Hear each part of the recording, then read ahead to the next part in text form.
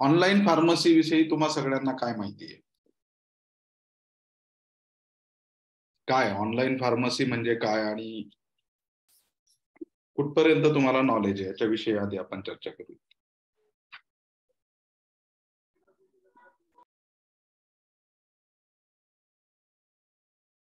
बोलतोय कुणी?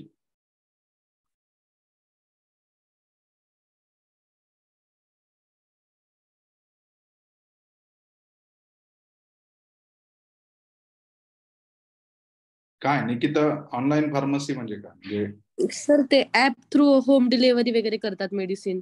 आपण प्रिस्क्रिप्शन त्यांना सेंड करू शकतो, ते अवेलेबल करून देतात आपल्याला. म्हणजे आपल्याला स्वतः तिथे शॉप मध्ये जाण्याची गरज लागत नाही सर. ओके. आणि अजून काय जयेश, तुला काय माहिती आहे ऑनलाईन फार्मसी विषयी? सर ऍट प्रेझेंट तर जे ऑनलाईन फार्मसिस्ट आहेत ते H1N1 सगळेच ड्रग्स डिस्पेन्स करायला लागले. अँड डिस्काउंटेड रेट्स मध्ये. सगळ्यात महत्वाची गोष्ट ती आहे की डिस्काउंटेड रेट मध्ये हे लोक बिझनेस, आणि त्याचा डायरेक्ट इम्पॅक्ट जो आहे तो आपल्या फील्डवरती होतोय, म्हणजे फार्मासिस्ट वरती त्याचा डायरेक्टली इम्पॅक्ट होतोय. बरोबर. सो आपल्याला आज हेच बघायचंय की ऑनलाईन फार्मसी समोर, फार्मसीच्या आपल्या समोर, रिटेल बिझनेस समोर काय चॅलेंजेस आहेत आणि हे चॅलेंजेस आपल्याला कशा पद्धतीने स्वीकारावे लागतील. कारण अनेक लोकांचं असं म्हणणं आहे की ह्याच्या विरोधात लढा दिला पाहिजे, हे बंद केलं पाहिजे. तर सगळ्यात महत्वाचं स्टेटमेंट मी या ठिकाणी करतो की रिटेल फार्मसी फील्डमध्ये ऑनलाईन फार्मसी या बंद होणार नाहीत. म्हणजे कोणत्याच परिस्थितीत या फार्मसी बंद होणार नाहीत. कारण या फार्मसी ज्या आहेत या खूप मोठ्या प्रमाणावरती पैसा या कंपन्यांनी इन्व्हेस्ट केलेला आहे. हजारो करोड रुपये याच्यामध्ये त्यांनी गुंतवलेले आहेत आणि केंद्र शासनाच्या माध्यमातून हळूहळू या ऑनलाईन फार्मसी या त्यांचे ऍप्लिकेशन्स किंवा हे सगळे अधिकृत केले जातील आणि अधिकृत करून हे सगळं जे आहे ते लीगल केलं जाईल. म्हणजे आपण जे स्वप्न बघतो किंवा आपण रिटेलर म्हणून किंवा फार्मासिस्ट म्हणून बऱ्याचदा ऐकतो की ऑनलाईन फार्मसीच्या विरोधात लढा द्यायला पाहिजे, ऑनलाईन फार्मसीच्या विरोधात लढलं पाहिजे, तर या ऑनलाईन फार्मसी बंद होणार नाही. तर या ऑनलाईन फार्मसीला परमिशन मिळेल आणि अशा परिस्थितीमध्ये रिटेलर समोरचे जे चॅलेंजेस आहेत, जे आपल्या समोर जे चॅलेंजेस आहेत, हे चॅलेंजेस वाढणार आहेत. तर आपल्याला आज तेच बघायचंय की कशा प्रकारचे चॅलेंजेस आपल्या समोर या ऑनलाईन फार्मसीच्या माध्यमातून आहेत. आता what is online pharmacy? Any medicine or medicinal products sell through website or through applications called as online pharmacy.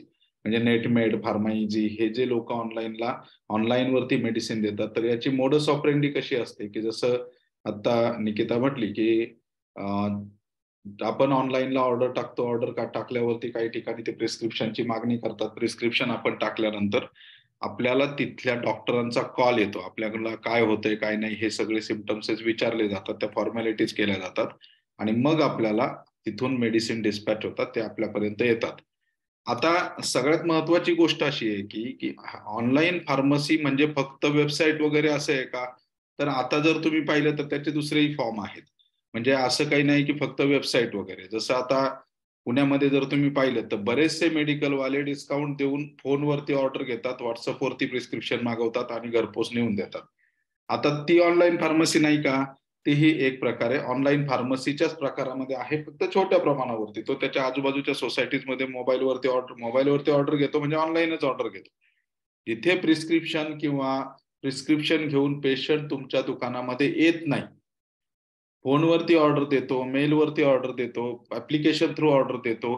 ते सगळं ऑनलाईन फार्मसी कॅटेगरीमध्येच मोडतंय. म्हणूनच मी म्हटलं की ऑनलाईन फार्मसी हे बंद होणार नाही, कारण ऑनलाईन फार्मसी हे आता सगळीकडे पसरलंय. म्हणजे छोट्या छोट्या गल्लीबोळातले दुकानदार सुद्धा फोनवरती ऑर्डर देतात, व्हॉट्सअपवरती ऑर्डर नेऊन देतात.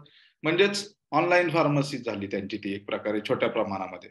म्हणजेच हे आता बंद होणार नाही, हे सगळ्या ठिकाणी चालू झालेलं आहे. फक्त आपण काय म्हणतो की आपण ऍप्लिकेशन दिसलं, मोठी ऍडव्हर्टाइजमेंट दिसली, दॅट इज ऑनलाईन फार्मसी. आणि मग छोटे रिटेलर, आपले रिटेलर्स, आपण जी चूक करतो ती ऑनलाईन फार्मसी नाही का, ती ऑनलाईन फार्मसीचे. म्हणजेच आपल्याला आता हळूहळू हे अडॉप्ट करावं लागणार आहे. ऑनलाईन फार्मसी या पॅटर्न मध्ये आपल्याला सुद्धा काही ना काही त्याच्यावरती सोल्युशन काढून त्याचा बिझनेस करावा लागणार आहे.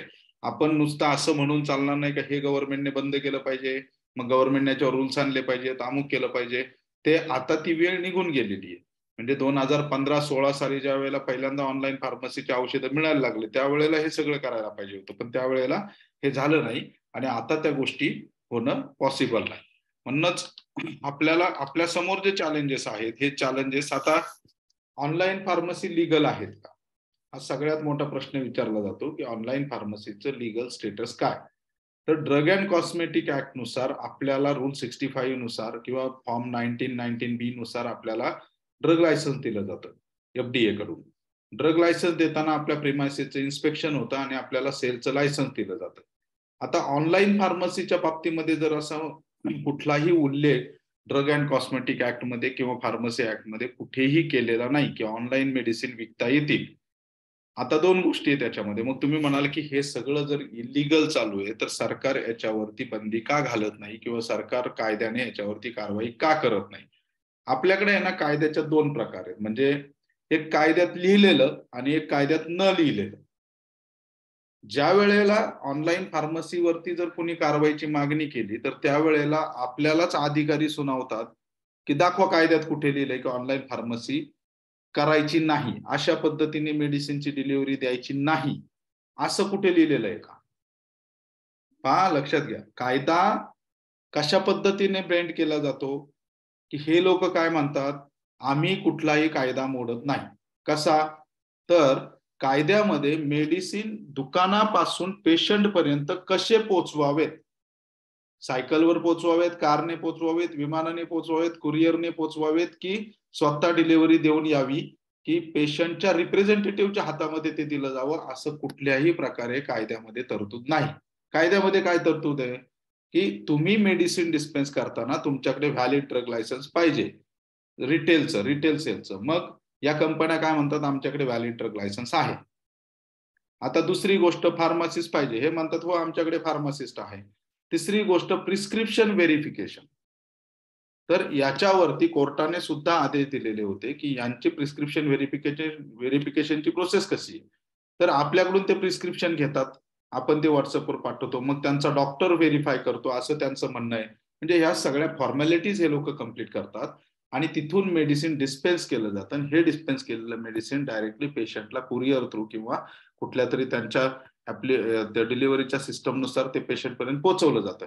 याच्यात जो कायद्यात न बसणारा जो पार्ट आहे की पेशंटने येऊन फार्मासिस्ट समोर प्रिस्क्रिप्शन सादर करणे आणि प्रिस्क्रिप्शन प्रेझेंट केल्यानंतर फार्मासिस्टने त्याच्यावरती मेडिसिन देणे, हा एक पार्ट सोडला तर बाकी सगळ्या गोष्टी ते कायद्याचं पालन करून करतात.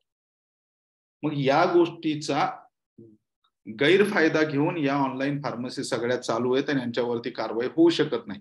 आपण कितीही तक्रारी दिल्या तरी ते प्रूव्ह करणार की तुम्ही पेशंटने मला प्रिस्क्रिप्शन पाठवलं, ते प्रिस्क्रिप्शन डिलिव्हरीच्या वेळेला आम्ही व्हेरीफाय करून घेतलं आणि मगच पेशंटला डिलिव्हरी दिली, म्हणजेच आम्ही कायद्याचं सगळं पालन करतोय, अशा पद्धतीने हे ऑनलाईन फार्मसीच्या मेडिसिनच्या बाबतीमध्ये ते जस्टिफिकेशन देतात.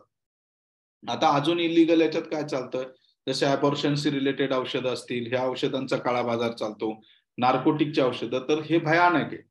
ऑनलाईन फार्मसीच्या माध्यमातून कुठलंही कंट्रोल कशावरती राहत नाही. आणि विशेष म्हणजे त्या ऑनलाईन फार्मसीच्या औषधांमुळे जर एखाद्याचा मृत्यू झाला तर त्याची जबाबदारी कुणी घ्यायची, याचं कुठल्याही प्रकारे कायद्यामध्ये कुठलीही तरतूद नाही. त्यामुळे आता दोनच गोष्टी आहेत आपल्याकडे, एक तर सरकारने ऑनलाईन फार्मसी पूर्णपणे बंद करून टाकली पाहिजे किंवा सरकारने या ऑनलाईन फार्मसीला लीगल वेने परमिशन देऊन त्याच्यामध्ये अटी आणि शर्ती घातल्या पाहिजे. हे माझं स्पष्ट मत आहे की तुम्ही एकदाची त्यांना परमिशन देऊन टाका, पण अटी आणि शर्तीवरती की नार्कोटिक औषधं विकायचे नाहीत, अबॉर्शनची औषधं विकायचे नाहीत, ज्याने सिडेटिव्ह औषधं आहेत ते विकायचे नाहीत किंवा ज्याने सिडेशन होतं अशा पद्धतीचे औषधं विकायचे नाहीत. तर हे सगळं जे आहे हे आपण कुठेतरी थांबवायचं जर असेल तर याला एक तर लिगल स्टेटस पाहिजे किंवा कायमचं बंद केलं पाहिजे. आता कायमचे बंद करण्याचे तर प्रकार संपलेले आहेत, याच्या विरोधात कोणी लढाई देत नाही, कोणी आवाजही उठवत नाही.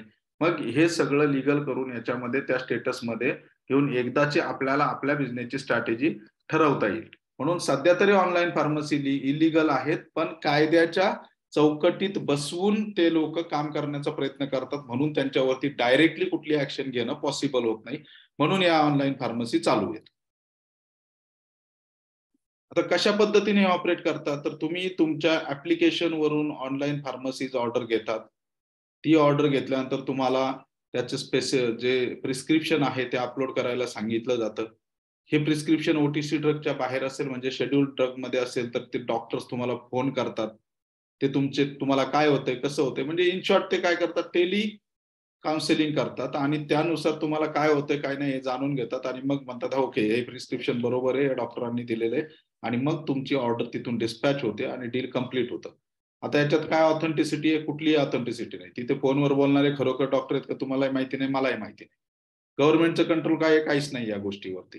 दुसरी गोष्ट, मेडिसिन तुम्हाला येतात, पुण्यातल्या माणसाला मेडिसिन कुठून येतात, पुण्यातल्या माणसाला मेडिसिन्स येतात कुठून तरी युपी वरून, बिहार वरून. त्यामुळे ऑथेंटिसिटी ऑफ मेडिसिन बरोबर आले की चुकीचे आले की ते जेन्युअन मेडिसिन्स आहेत की खरे आहेत का, हे कुठल्याही प्रकारे माहीत होत नाही. आणि हाच आता तरी सध्या तुमच्या पेशंटला काउन्सिलिंगसाठी हा सगळ्यात महत्वाचा मुद्दा आहे. आता आपल्याला सगळ्यात महत्वाची गोष्ट, ऑनलाईन फार्मसी बंद होणार नाही हे मी स्टेटमेंट दिलं. ऑनलाईन फार्मसी इलिगल जरी असल्या तरी त्यांच्यावरती कारवाई होत नाही, हेही तेवढंच खरं आहे. ऑनलाईन फार्मसीच्या माध्यमातून येणारे औषधं बनावट आहेत की ओरिजिनल आहेत हेही आपल्याला माहिती नसतं, किंवा कोणालाच हे माहिती नसतं. ते खाल्ल्यानंतर जर पेशंटला काही झालं तर त्याची जबाबदारी कोण घेणार हेही आपल्याला माहिती नसतं. मग अशा वेळेला ऑनलाईन फार्मसीच्या माध्यमातून आपण ज्या गोष्टी म्हणतो की जे ऑनलाईन फार्मसी ह्या चालू आहेत, मग आता याच्यावरती उपाय काय, म्हणजे आपण जर विचार केला की हे थांबवायचं कसं, तर हे थांबवता येणार नाही. मग आपण काय केलं पाहिजे, तर या ऑनलाईन फार्मसीचे ड्रॉबॅक पहिले अभ्यासले पाहिजेत, की ऑनलाईन फार्मसीच्या नावाने नुसता आरडाओरडा करून, नुसत्या व्हॉट्सअपच्या ग्रुप्सवरती टाकून किंवा नुसतंच आपण याच्याविषयी बोलून उपयोग नाही, तर ऑनलाईन फार्मसी ही हिला चॅलेंज आपण उभं केलं पाहिजे. आपण ते चॅलेंज, आपल्या समोर तर चॅलेंज आहेच, पण ऑनलाईन फार्मसीच्या कंपन्यांना आपण चॅलेंज उभं केलं पाहिजे. आता या ऑनलाईन फार्मसी कंपन्या काय करतात, कॅपिटल बर्निंग पॉलिसी वापरतात. या ऑनलाईन फार्मसी ज्या काम करतात हे कॅपिटल बर्निंग पॉलिसी वापरतात. आणि डिस्काउंट, आताच जयेश म्हटलं की डिस्काउंट खूप मोठ्या प्रमाणात दिला जातो, आणि हा जो डिस्काउंट दिला जातो, हा डिस्काउंट खरं जर पाहिलं तर हा डिस्काउंट जो दिला जातो, आपल्याला माहिती आहे आपल्याला मार्जिन किती असतं, तर त्या मार्जिन मधून हा डिस्काउंट दिला जातो. म्हणजेच काय केलं तर इन्व्हेस्टमेंट केली जाते कस्टमरला ऑनलाईन फार्मसीची सवय लावण्यासाठी. आता आपण काय केलं पाहिजे, तर आपण सगळ्यात महत्वाची गोष्ट जी असते की ती attachment with customer or patient, आपण ती attachment with customer or patient जी आहे त्याच्यावरती भर दिला पाहिजे. त्याच्यावरती भर देण्यासाठी मी बऱ्याच मेडिकल्सला व्हिजिट करतो, त्यावेळेला मी त्यांना विचारतो की तुमच्याकडे तुमचं दुकान 20 वर्ष जुनं आहे, पण तुमच्याकडे जे कस्टमर येतात किंवा जे पेशंट्स येतात त्यांचा डाटा तुमच्याकडे आहे का? हा सिंपल गोष्ट आहे. म्हणजे तुमच्या दुकानाकडे कमीत कमी आजूबाजूच्या सोसायट्यांमधून 5 ते 10,000 कस्टमर येतात, दर महिन्याला ते काही ना काही घेऊन जातात, पण या 5,000 लोकांचा डाटा आपल्याकडे मेंटेन नसतो. आपण त्यांना रेग्युलर कम्युनिकेशन करतो का? अजिबात करत नाही. आपण त्यांना रेग्युलरली कॉल मेसेजेस करतो का? नाही करत. आपण आपल्याकडे काय स्कीम्स आहेत, काय गोष्टी आहेत त्याच्याविषयीच कधी त्यांना अवेअर करतो का? तेही आपण करत नाही. हेल्थ रिलेटेड अवेअरनेस आपण करत नाही.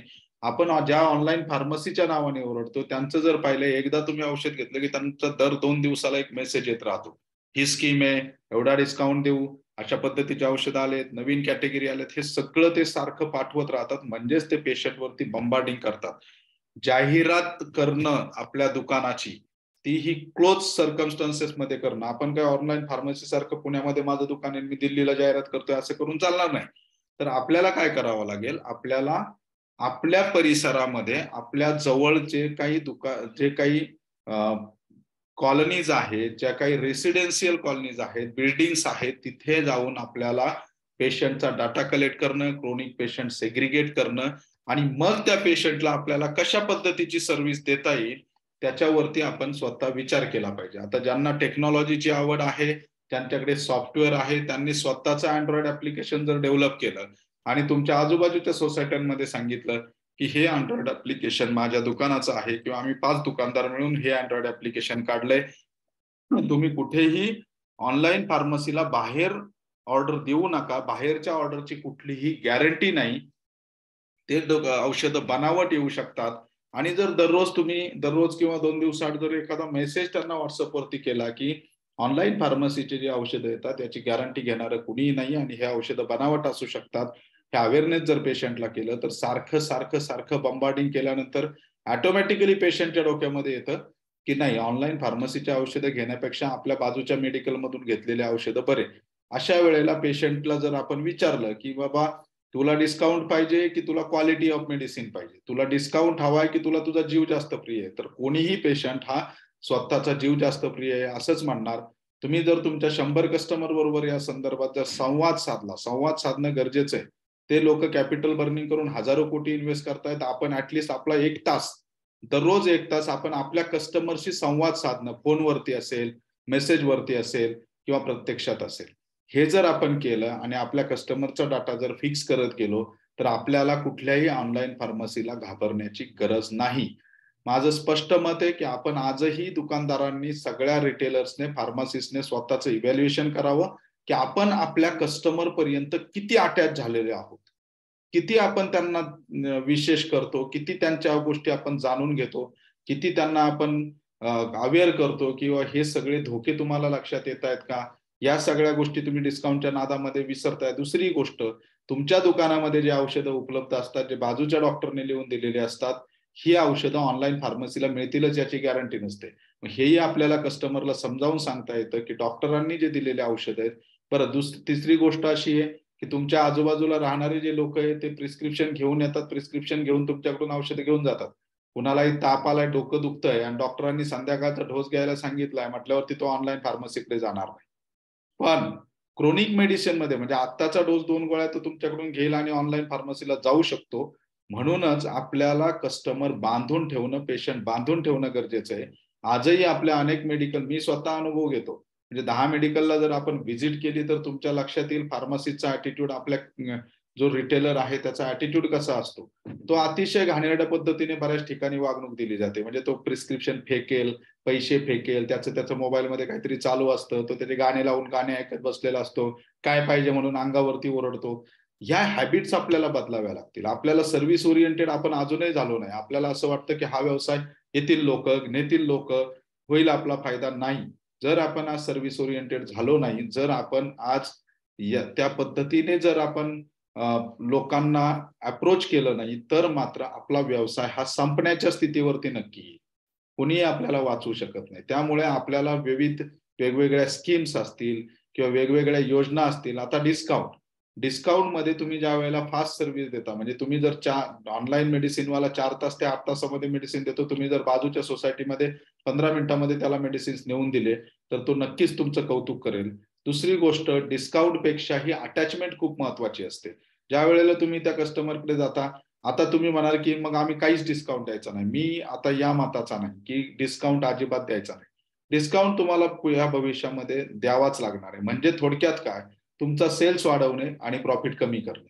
म्हणजे जर 20% मार्जिन मिळत असेल तर तुम्हाला 10% मार्जिन हे सोडून द्यावं लागेल आणि 10% वरती जास्तीत जास्त बिझनेस कसा वाढवता येईल याच्यावरती काम करावं लागेल. कारण पेशंटला तुमच्या सगळ्या गोड बोलण्याबरोबरच 2 पैशाचा फायदा जर होत असेल तर तो नक्कीच तिकडे जाईल. हा, ऑनलाईन फार्मसीवाले 15% देतात तर तुम्ही 8% द्या, तरी पेशंट ऍक्सेप्ट करेल, पण काहीतरी त्याला तुम्हाला द्यावं लागेल.